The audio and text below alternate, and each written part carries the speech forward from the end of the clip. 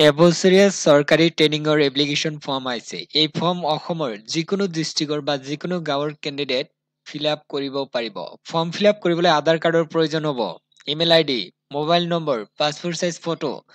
আধাৰ নম্বৰটো বেংক একাউণ্টৰ লগত লিংক থকা হ'ব লাগিব, কাৰণ চৰকাৰে এটা বৃত্তি দিব, সেই এমাউণ্টটো কেণ্ডিডেটৰ নিজৰ বেংকৰ একাউণ্টত প্ৰত্যেক মাহত লাভ কৰিব। তাৰপিছত এডুকেশ্যনেল কোৱালিফিকেশ্যনৰ চাৰ্টিফিকেট লাগিব, লগতে বেংকৰ ফ্ৰণ্ট পেজ যিটো সেই পেজটো লাগিব, লগতে বেংক ষ্টেটমেণ্ট লাগিব বুলি ইয়াতে উল্লেখ কৰিছে। এইখিনি হ'লে এপ্লাই কৰিব পাৰিব। এতিয়াও সম্পূৰ্ণ ডিটেইলছ জনাই দিয়া হ'ব।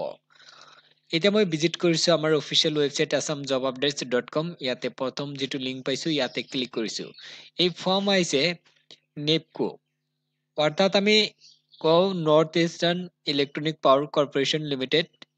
আৰু ইয়াতে উল্লেখ কৰিছে যিটো ট্ৰেইনিং হ'ব সেই ট্ৰেইনিঙৰ নাম হ'ল ট্ৰেড এপ্ৰেণ্টিছ।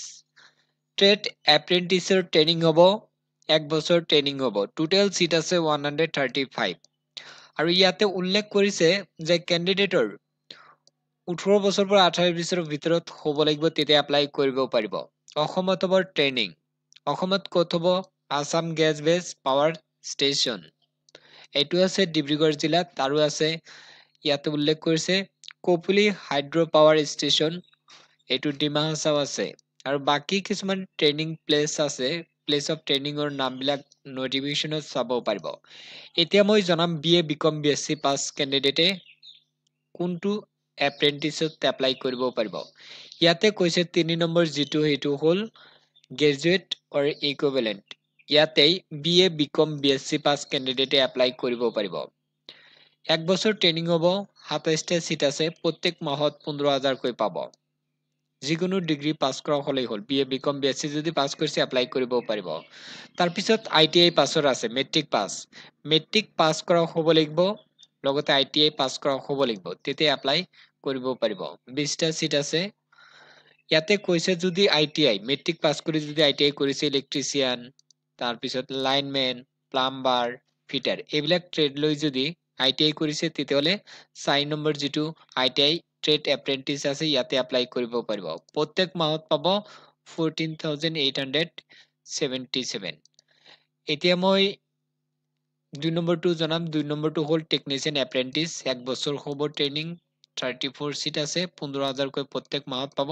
ইয়াতে ডিপ্ল'মা যদি কৰিছে, ইঞ্জিনিয়াৰিং যিবিলাক ডিপ্ল'মা কৰ্চ আছে যদি কৰিছে তেতিয়াহ'লে এপ্লাই কৰিব পাৰিব।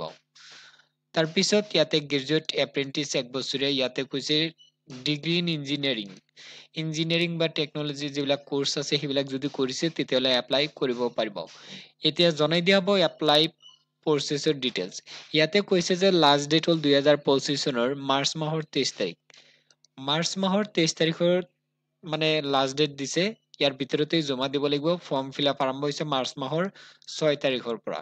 ইয়াতে এপ্লাই, অনলাইন এপ্লাই, ইয়াতে ক্লিক হিয়াৰ অপশ্যনত ক্লিক কৰি দিব লাগিব। তাৰপিছত এই পেজত ৰিডাইৰেক্ট হ'ব। হোৱাৰ পিছত ইয়াতে প্ৰথম কৈছে যে ৰেজিষ্টাৰ কৰি ল'ব লাগিব। ইয়াতে মই ক্লিক কৰিম। ইয়াতে কি কৈছে, প্ৰথম মোবাইল নম্বৰ বিচাৰিছে আৰু ইয়াতে ইমেইল আইডি দিব লাগিব। তাৰপিছত ইয়াতে কেপচা এটা হিচাপ আহিব। ইয়াতে মানে হিচাপটো চেঞ্জ হৈ থাকিব। ইয়াতে যিটো হিচাপ হ'ব সেই হিচাপটো ইয়াতে এণ্টাৰ কৰি চেণ্ড OTP অপশ্যনত ক্লিক কৰি দিব লাগিব। সেই মোবাইলত OTP যাব, OTP ভেৰিফিকেশ্যন কৰি তাৰপিছত ৰেজিষ্টাৰ কৰিব পাৰিব। তাৰপিছত ৰেজিষ্টাৰ হোৱাৰ পিছতে লগ ইন কৰিব পাৰিব।